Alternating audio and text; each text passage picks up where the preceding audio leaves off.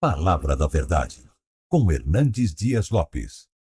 Hoje vamos expor Eclesiastes capítulo 9. Abra sua Bíblia comigo nesse texto. E lido o texto, mantenha a sua Bíblia aberta para acompanharmos a exposição. Eclesiastes capítulo 9.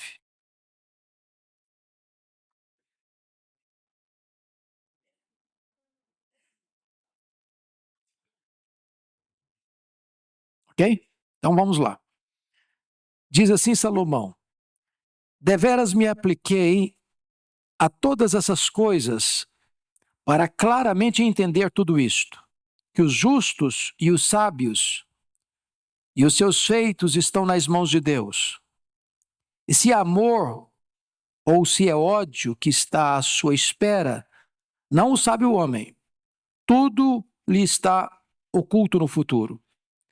Tudo sucede igualmente a todos. O mesmo sucede ao justo e ao perverso, ao bom, ao puro e ao impuro, tanto ao que sacrifica como ao que não sacrifica, ao bom como ao pecador, ao que jura como ao que teme o juramento.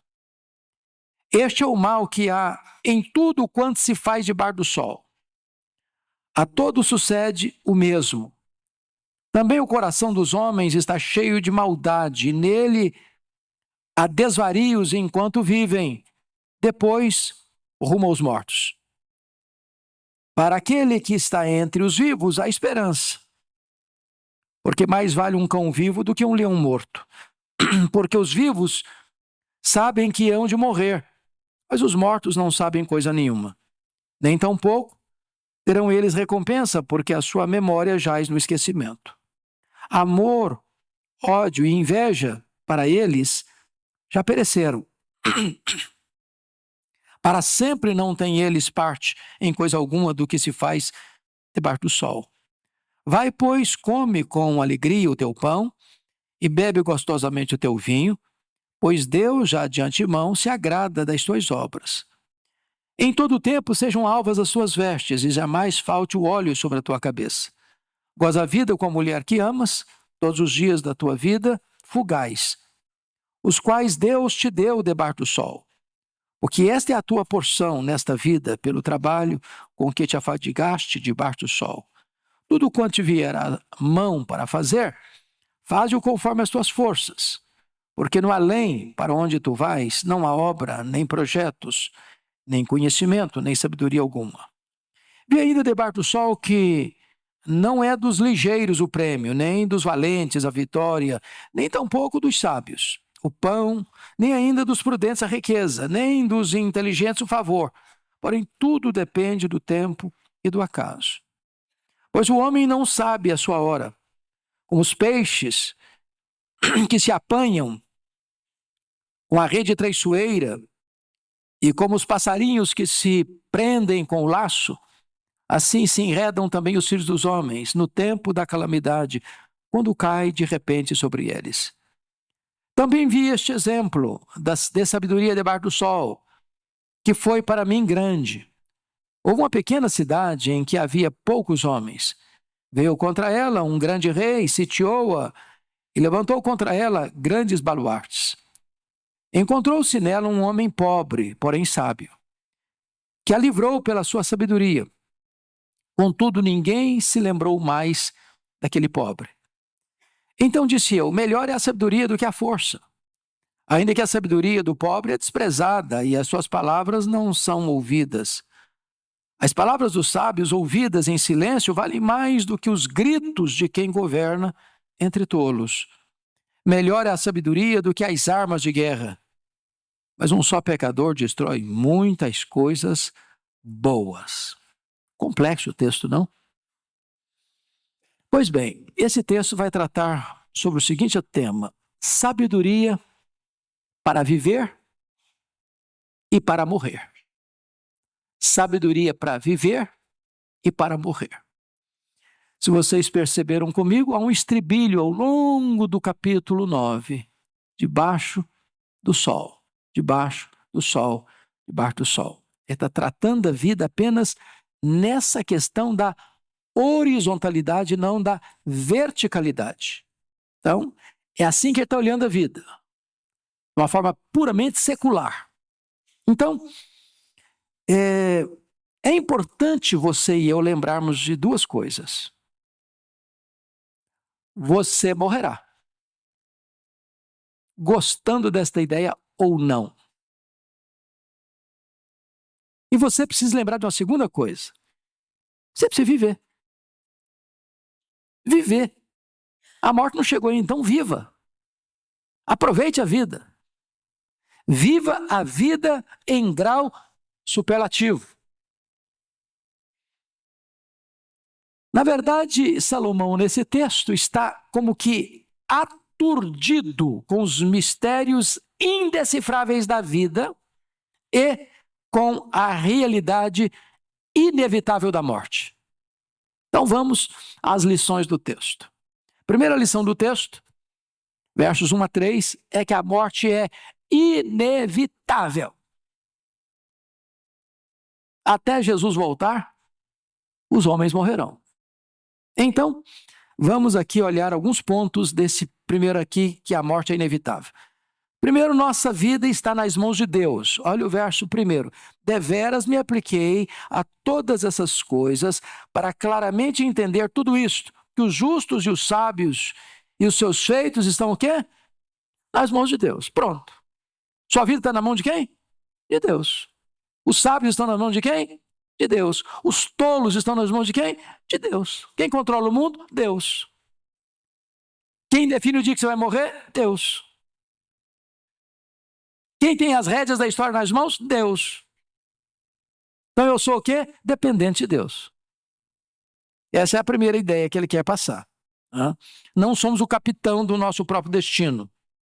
Nós estamos nas mãos de Deus. A questão é, se Deus é por nós, quem será contra nós? Mas horrenda coisa é cair nas mãos do Deus vivo. Então, tem que escolher aí.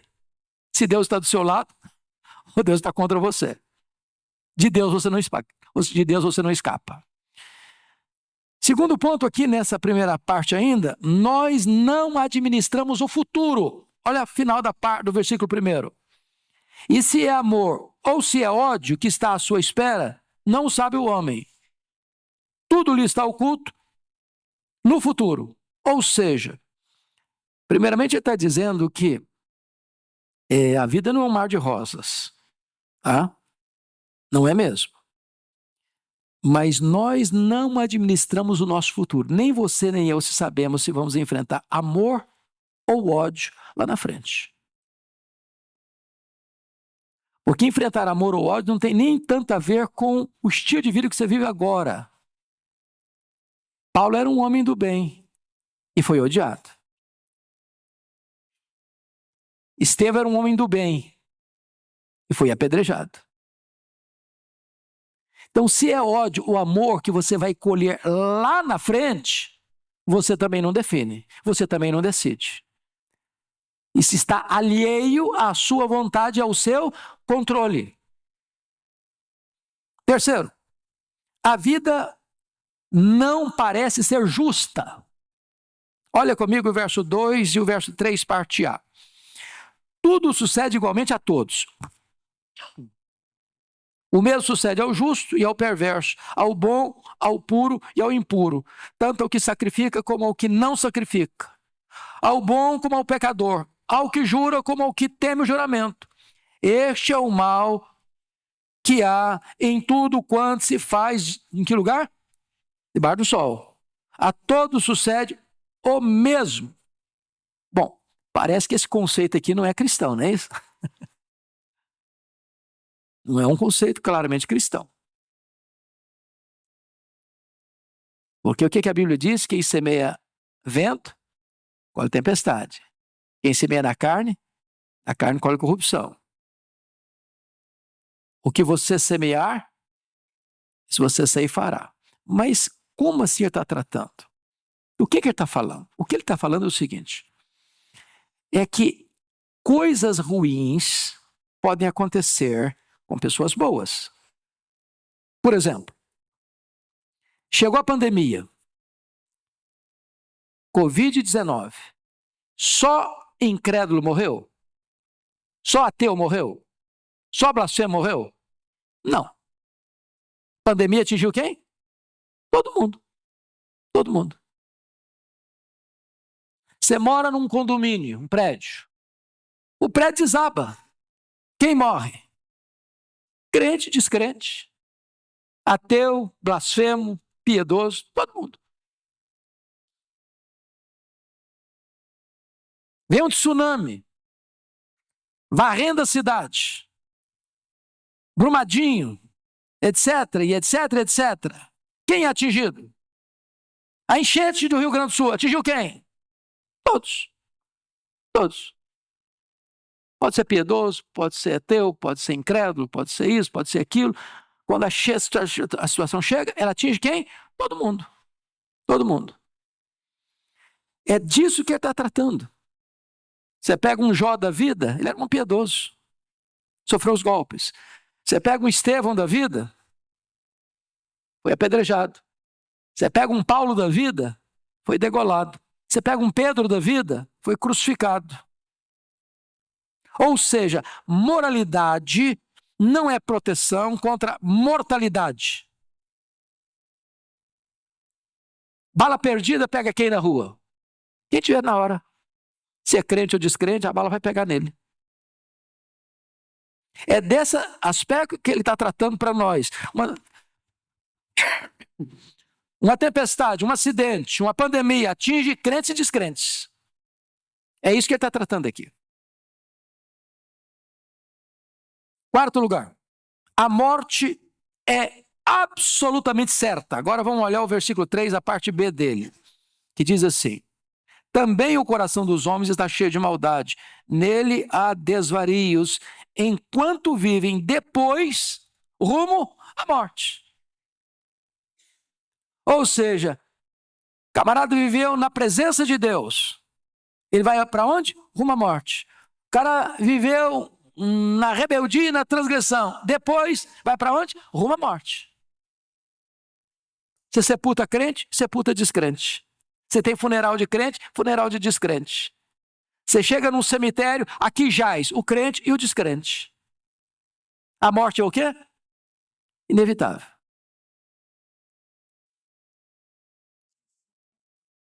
Então, esse tema de morte é um tema muito recorrente em Salomão, aqui em Eclesiastes. Só para vocês terem uma breve ideia. Dê uma olhadinha comigo, porque às vezes esse assunto não é gostoso de ouvir, mas é necessário de entender. Capítulo 1, versículo 4. Eu vou só fazer um levantamento rápido.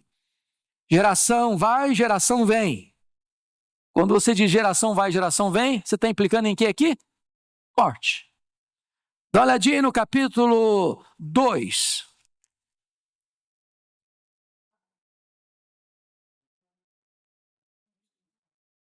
Versículo 14 a 17, está escrito assim: os olhos do sábio estão na sua cabeça, mas o estulto anda em trevas. Contudo, entendi que o mesmo lhe sucede a ambos.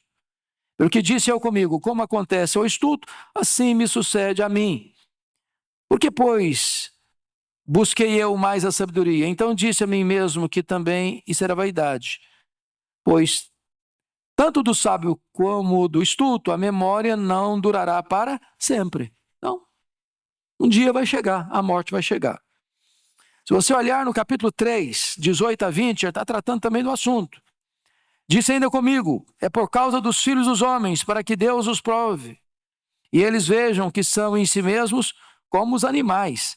Porque o que sucede aos filhos dos homens, sucede aos animais. O mesmo lhe sucede. Como morre um, assim morre o outro. Ele não está falando que o animal tem alma, e como o homem não. Ele está dizendo que, do ponto de vista material, físico, morre um animal e morre um homem. Morre um ser humano e morre um ser irracional. A morte chega para todos. E assim por diante. Vai esse assunto até capítulo 12. Então, esse é o primeiro ponto que nós queremos tratar aqui. A morte é o quê? Inevitável. Segundo ponto. A morte é implacável. Não só inevitável, ela é implacável. Versos 4 a 6. Primeiro, a morte fecha a porta da esperança. Olha o versículo 4 aí, 9 e 4. 9 e 4, parte A do verso 4. Para aquele que está entre os vivos, há o quê? Esperança. Então, a morte fecha o quê? A porta da esperança. Eu esperava ficar rico. Só esperava. A morte chegou, zera a conta. Não tem morto rico. Tem? Igual o menino falou, queria ser rico, igual meu avô, morreu rico. Não, morreu rico, não, morreu pobre. Não levou um centavo. Ele viveu rico, morreu pobre. Nada trouxemos para este mundo, nada dele levaremos. Então não tem rico morto, tem rico vivo. A morte fecha a porta da esperança.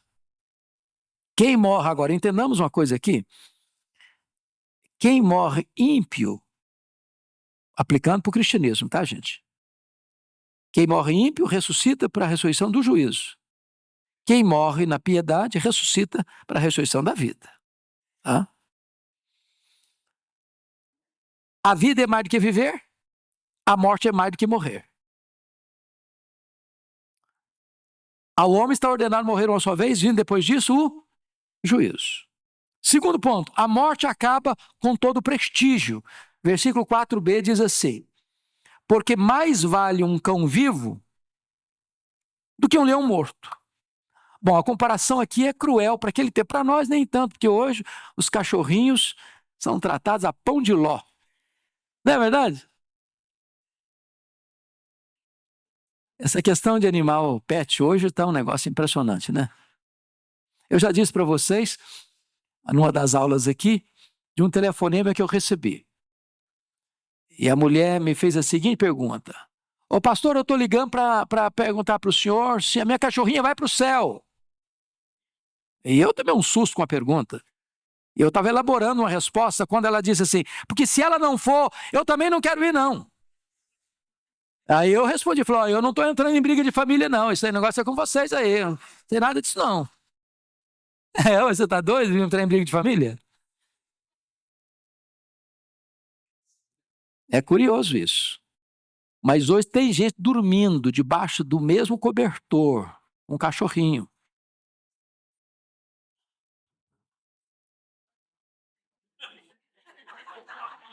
Vocês estão rindo por causa de quê? Eu não entendi.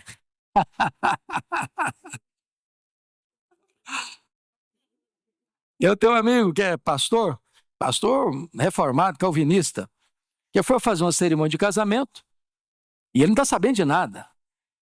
E na hora da aliança entrar no cortejo, a cachorrinha da família foi levando as alianças. Então, o negócio hoje está complicado. Agora, cão, lá na época de Salomão, não era pet não, viu gente? Era cachorro de rua, leprento, que virava as latas de lixo. Era um animal execrável. Leão é o rei da selva, símbolo da força, do poder, do controle, do domínio, de liderança. Então ele está dizendo, vale mais um cachorro leprento, vivo, do que um leão famoso morto. O que ele está querendo dizer com isso? Que quando a pessoa morre, acabou o prestígio. O leão não ruge mais, não ataca mais, não lidera mais, não é o chefe da floresta mais. Está entendendo isso aqui? Morreu, o prestígio acabou. Uma perspectiva debaixo do sol. Terceiro, a morte encerra os privilégios. Olha o verso 5. Porque os vivos sabem que hão de morrer, mas os mortos não sabem coisa nenhuma, nem tampouco terão eles recompensa, porque a sua memória já esqueceu. Está falando debaixo do sol, viu, gente? Crente tem recompensa, sim. Crente tem recompensa, não tem? Morrer é deixar o corpo habitar com o Senhor. Morrer é partir para estar com Cristo, que é incomparavelmente melhor. Bem-aventurados aqueles que desde agora morrem no Senhor, porque descansam das suas fadigas, as suas obras acompanham. Mas na perspectiva materialista, horizontalista da vida, debaixo do sol, morreu. Acabou o prestígio. Se você parar para perceber, os vivos sabem que vão morrer, então eles podem mudar de conduta. Eles podem ter uma outra rota, deixar o caminho da transgressão entrar no caminho estreito da obediência. Então tem chance ainda para ele. Mas os mortos não podem mais mudar o destino. Morreu rico, está lá em Lucas 16, foi sepultado no inferno. Aí no inferno não dá para mudar mais. Nem uma gota d'água tem mais. Nem ajudar a família pode mais. Há um grande abismo entre aqui e lá. Então não dá para passar de lá para cá, nem daqui para lá. Ou seja, a morte encerra o quê? Completamente o prestígio, os privilégios. Quarto, a morte encerra as atividades. Versículo 6. Vamos lá? Vão comigo? Amor, ódio e inveja. Para eles, já pereceram. Para sempre, não tem eles parte em coisa alguma do que se faz debaixo do sol. Então, preste atenção nisso. Seja atividade boa, amor. Seja atividade má, ódio e inveja. Morreu, acabou. Acabou. Paulo chega a dizer que a lei não tem controle sobre o morto. Você deve R$1 milhão. Morreu, não dá para pagar a conta mais. Não se cobra mais a dívida. Acabou, morreu. Ou seja, nas atividades daqui, não tem mais lead, não tem mais trabalho, não tem mais atividade, não tem mais. Aliás, nem casamento tem mais. Então aproveita agora, meu filho, porque não tem depois. Alguns dizem, até que enfim também, né? Mas, que pena, podia demorar um bocadinho. Tem não, filho. É só para aqui. Bom, vamos ao terceiro ponto da mensagem. A vida é para ser celebrada. Então ele está falando da inevitabilidade da morte, da implacabilidade da morte, mas agora está olhando agora para o outro ângulo, a vida. Então, em primeiro lugar, celebre a mesa farta. Versículo 7, leia um comigo. Vai, pois, come com alegria o teu pão e bebe gostosamente o teu vinho, pois Deus já de antemão se agrada das tuas obras. Então, preste atenção. Comer e beber, à luz da Bíblia, é um ato litúrgico, festivo. Um ato de adoração a Deus. É por isso que crente, preste atenção, hein? Crente tem o hábito de fazer o quê antes de comer?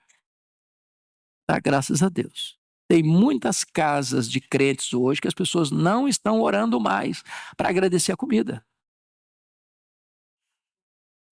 Eu cheguei num restaurante recentemente e o garçom veio servir e eu disse, o senhor pode aguardar só um minutinho? E orei. Eu oro em voz alta mesmo, não tem vergonha não. E o homem se emocionou e disse, quantos anos que eu trabalho aqui, nunca tinha visto alguém parar para agradecer a Deus a comida. Ele está dizendo, coma e beba festivamente. Então, só para parar um pouquinho, você agradece a Deus? Você tem pão na sua mesa? Com fartura? Que privilégio, que bênção. Agora, preste atenção. Ele está dizendo aqui, comer com alegria e gostosamente. Porque às vezes, irmãos, a mesa é farta, mas o ambiente é pesado. A mesa é farta, mas a comida desce quadrada. E é nesse contexto que o próprio Salomão vai testemunhar em Provérbios, capítulo 15, 17 e 17:1, que é melhor você ter um prato de hortaliça onde tem amor, que ter um banquete de carnes e mágoa e ódio e ressentimento e briga.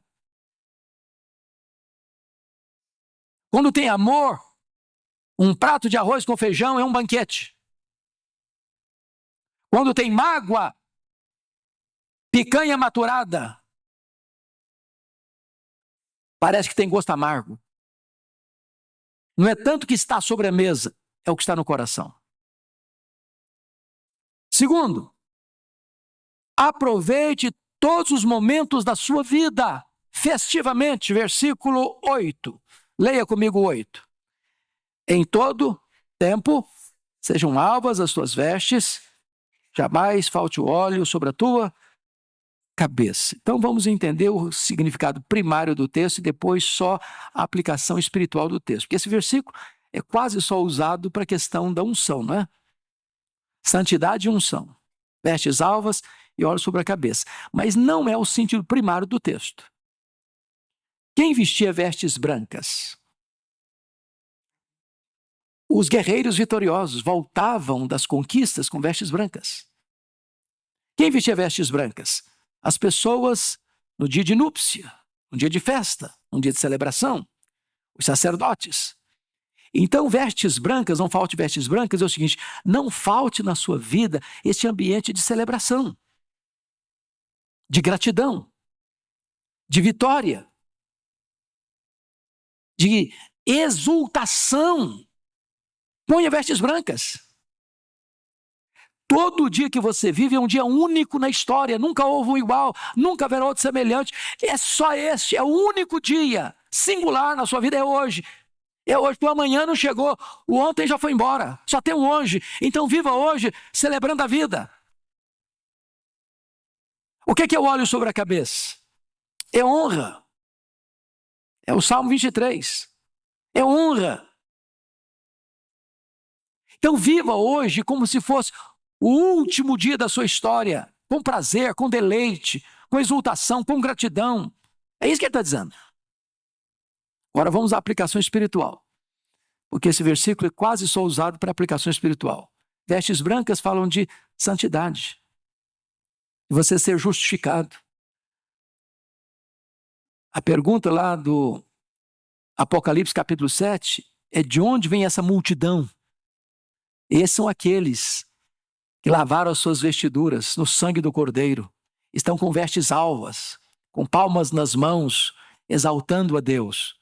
Então, vestes brancas também significa viva uma vida de santidade. Óleo sobre a cabeça significa você recebe a unção do Espírito Santo para viver esse dia na presença de Deus e para a glória de Deus.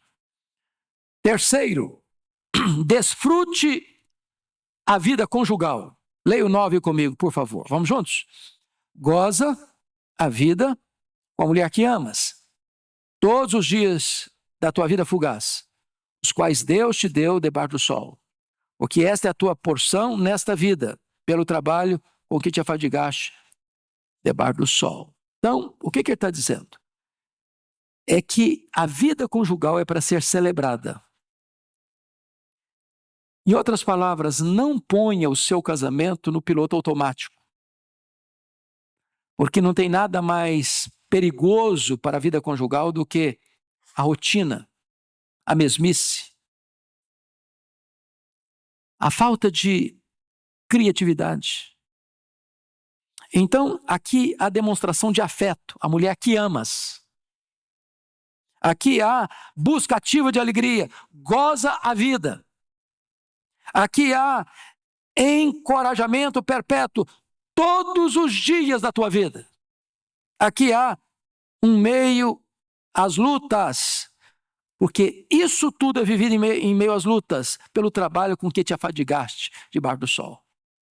Então não espere só dias róseos para celebrar a vida conjugal, não. Você celebra na dinâmica da vida. Tem luta, tem festa, tem alegria, tem prazer conjugal, no meio do torvelinho da vida, no miolo da tempestade da vida. É aí que você celebra a sua vida conjugal. Quarto, faça o seu trabalho com excelência. Versículo 10, leia comigo o versículo 10. Vamos juntos? Tudo quanto te vier à mão para fazer, faze-o conforme as tuas forças. Porque no além, para onde tu vais, não há obra, nem projetos, nem conhecimento, nem sabedoria alguma. Ele está falando isso do ponto de vista debaixo do sol. Porque para onde nós vamos, tem trabalho sim. Tem trabalho sim. Apocalipse 22 diz que os seus servos o servirão. E nós vamos trabalhar, gente, com um corpo de glória, sem cansaço, sem fadiga, sem estresse, sem ansiedade, sem medo. Um corpo 100% turbinado pela glória de Deus. Um corpo imortal, incorruptível, poderoso, glorioso, espiritual, celestial, semelhante ao corpo da glória do Senhor Jesus. Agora, na perspectiva humana, terrena, debaixo do sol, morreu, acabou o projeto. No cemitério, tem muitos sonhos não realizados. Então, lute para realizar os seus sonhos agora. Depois, não tem mais sonho. Agora, o que ele está ensinando para nós? Trabalhe. Tudo quanto vier às tuas mãos para fazer, faze-o conforme o quê?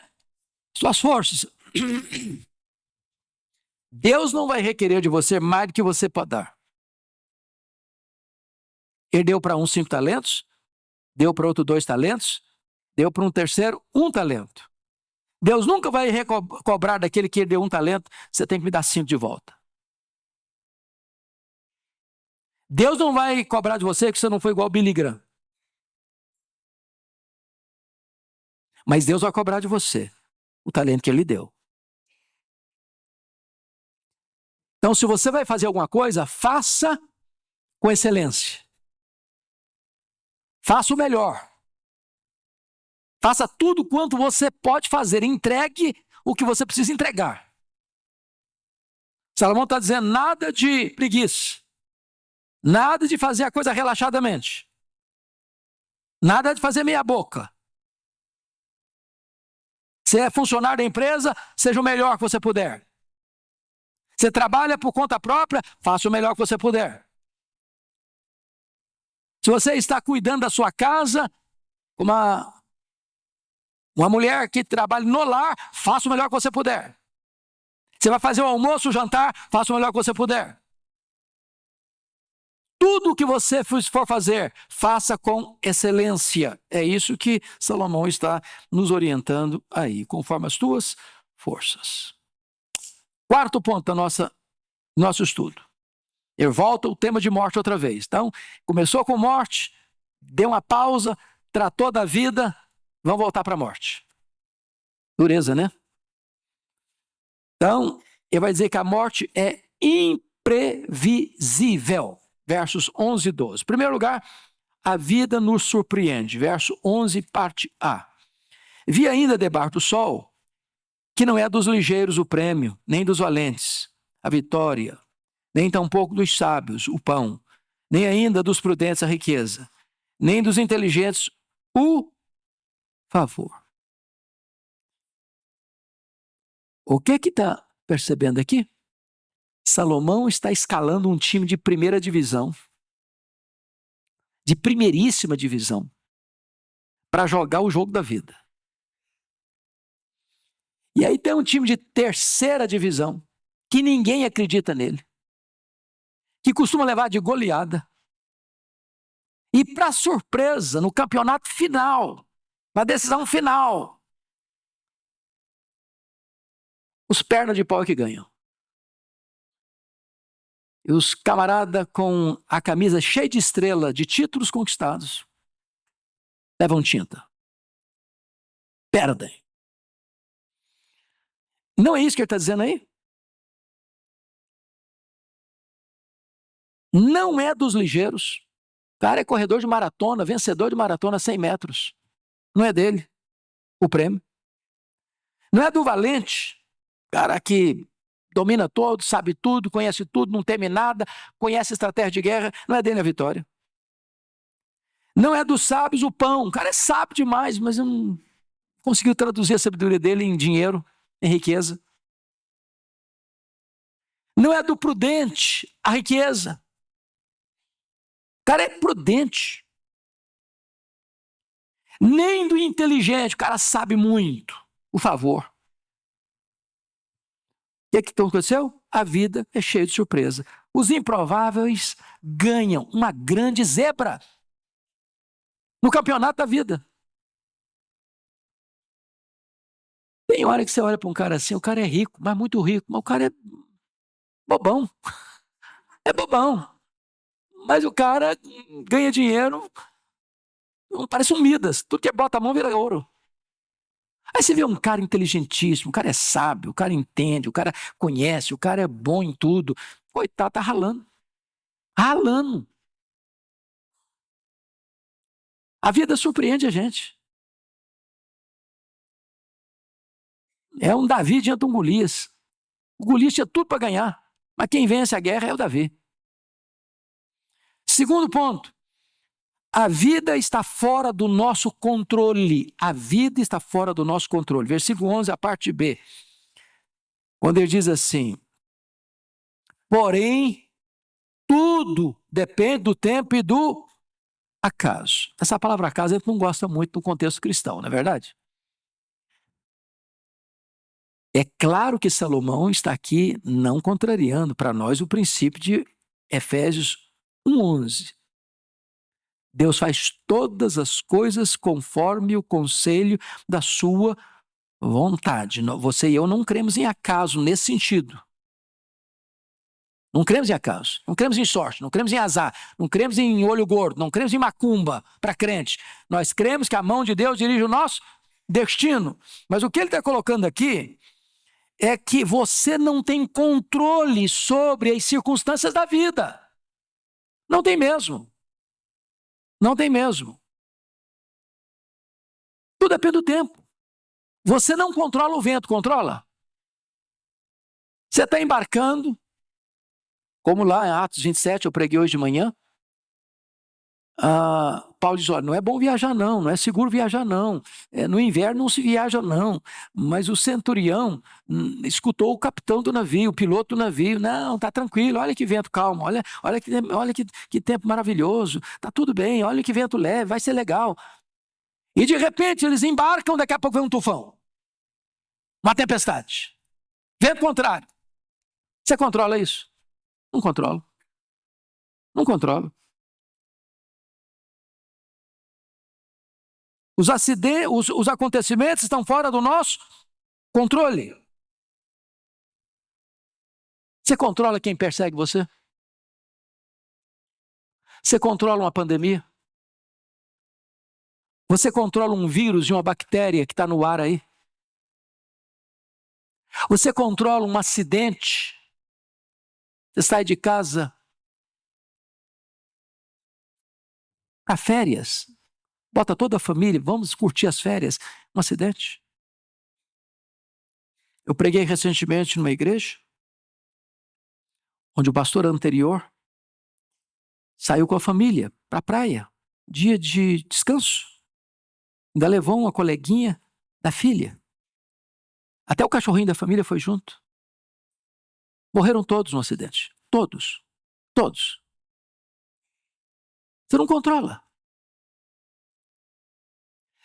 Ou seja, o ser humano é absolutamente dependente de Deus e das circunstâncias, que ele chama aí do acaso. Terceiro lugar, a morte chega sem mandar aviso prévio. Versículo 12, leiam comigo o versículo 12, por favor. Vamos juntos? Pois o homem não sabe a sua hora, como os peixes que se apanham com a rede traiçoeira, e como os passarinhos que se prendem com o laço.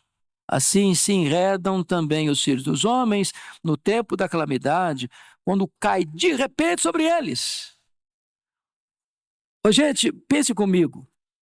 Se um cardume de peixe está nadando festivamente no mar ou no rio, feliz da vida, talvez se comunicando entre eles, não sei, e tem lá uma rede. Se ele soubesse que ali naquele local teria uma rede e que ele seria apanhado pela rede, ele nadaria para outros cantos. Não é verdade? Tem uma arapuca, tem um laço, passarinho voando gostosamente pelo ar das criaturas irracionais de Deus. Eu acho que o mais feliz é o passarinho. Já pensou voar? Que coisa fantástica. Se ele soubesse que ao pousar aqui tem um laço que vai prendê-lo, ele não pousaria aqui? Continuaria voando. Se você soubesse que no quilômetro tal, na curva tal, você está dirigindo, vem um caminhão na contramão para bater de frente em você, você nem viajaria nesse dia. Você não tem controle. Assim como um peixe cai numa rede, assim como um pássaro cai num laço, o homem cai também no dia da calamidade. Ele não está sabendo, ele não tem controle, ele não domina isso.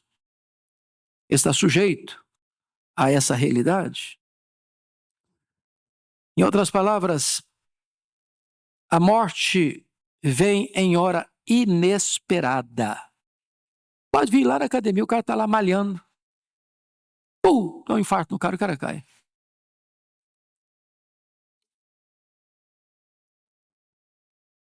Ele está lá no seu trabalho, na sua mesa de negócio.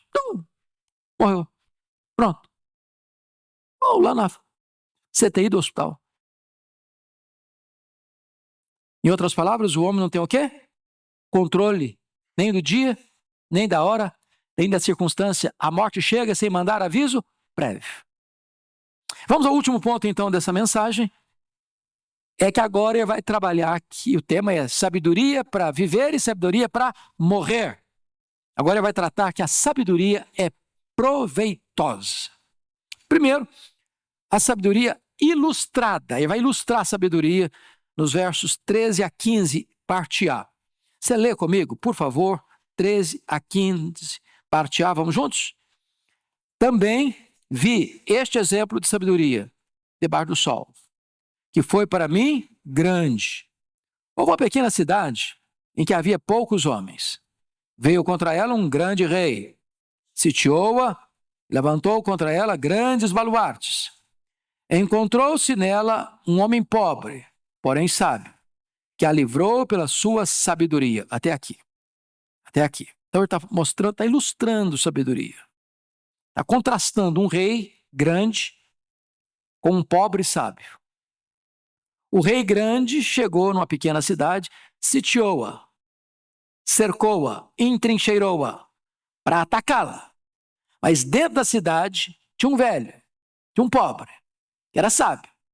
E a sabedoria desse pobre livrou a cidade do ataque desse rei grande. E o que ele está querendo dizer com isso?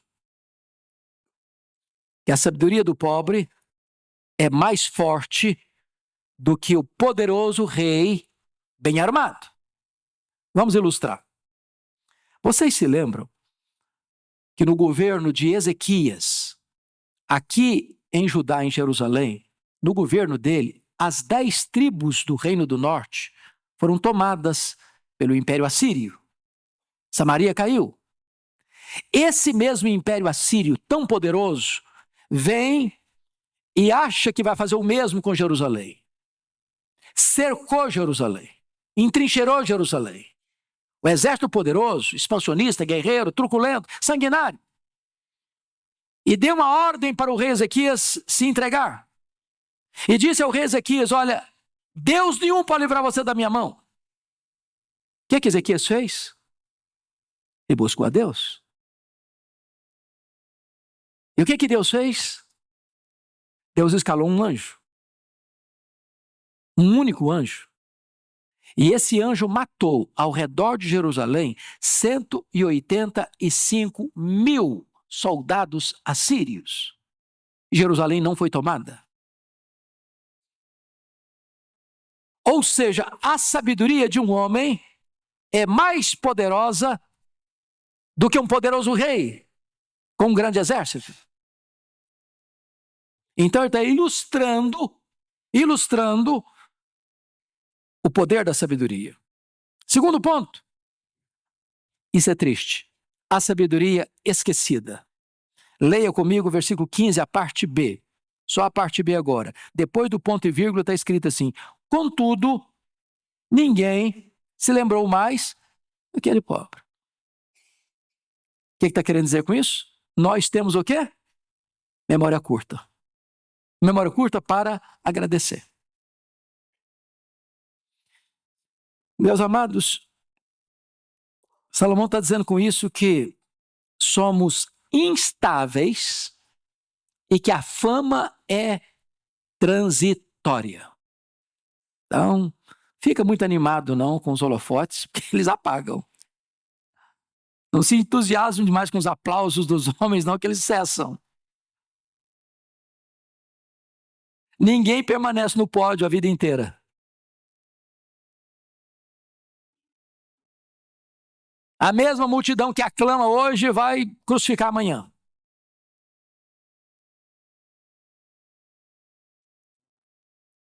Ele, aliás, já disse isso em outra circunstância, que a gratidão parece que sofre de amnésia.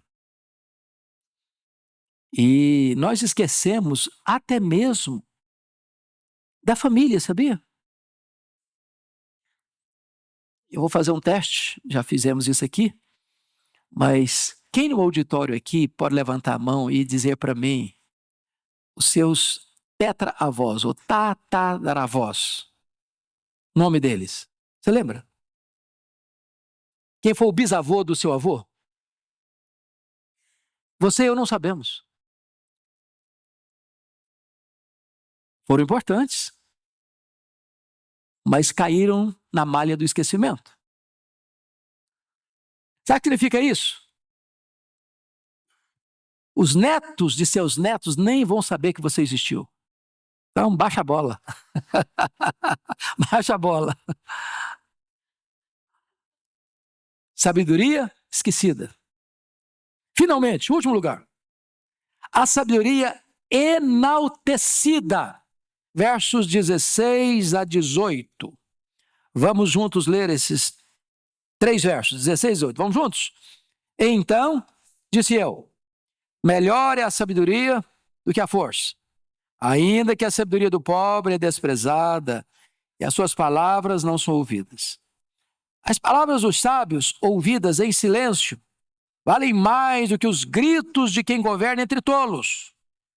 Melhor é a sabedoria do que as armas de guerra. Um só pecado destrói muitas coisas. Então, a sabedoria é melhor do que o quê? Do que a força. Um tem os músculos tonificados, o outro tem os neurônios esticados. O que vale mais? A força ou a sabedoria? Mas ele diz ainda que a sabedoria é melhor do que as armas. Melhor que o exército. Porque um exército com armas na liderança de um tolo é uma tragédia. É uma tragédia. É uma tragédia. Eu gosto da expressão do verso 17. E até escrevi uma pastoral sobre esse texto essa semana. As palavras dos sábios ouvidas em silêncio. Silêncio. Você nem disse para ninguém. Talvez você nem pudesse dizer. Talvez você guarda isso no seu coração e pondera isso com Maria, ponderando essas coisas no coração. Elas são mais valiosas do que os gritos de quem governa entre tolos. Porque para governar entre tolos, tem que ser tolo. E quem botou o tolo no trono, se não foram os tolos? Que colocaram-no no trono. Então o rei tolo governa a gente tola. Cada povo tem o governo que merece.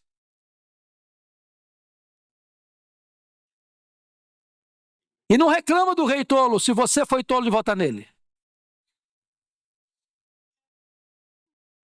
Vou fazer igual o Orival. Vocês estão entendendo o que eu estou falando?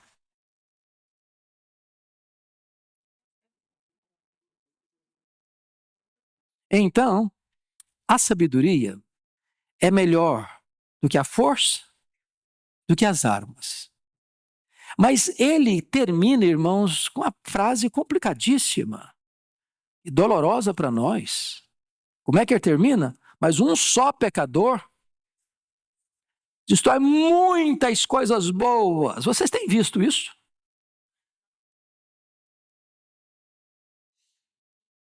Pensa em Adão. Ele bagunçou, não bagunçou? Você e eu pagamos o pato até hoje. Pensa comigo em Acã. Quem sofreu por causa do pecado escondido de Acã? O povo de Israel. A nação toda. Pensa comigo em Davi.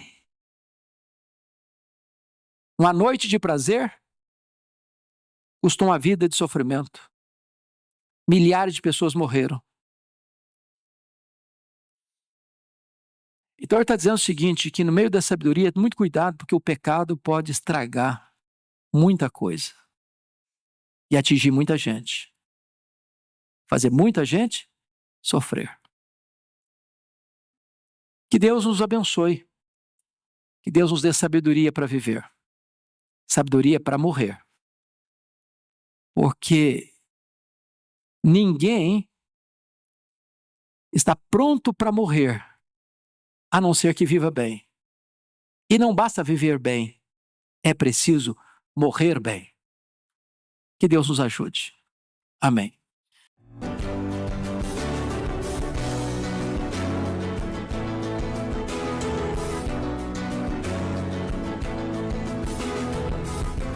Palavra da Verdade, com Hernandes Dias Lopes.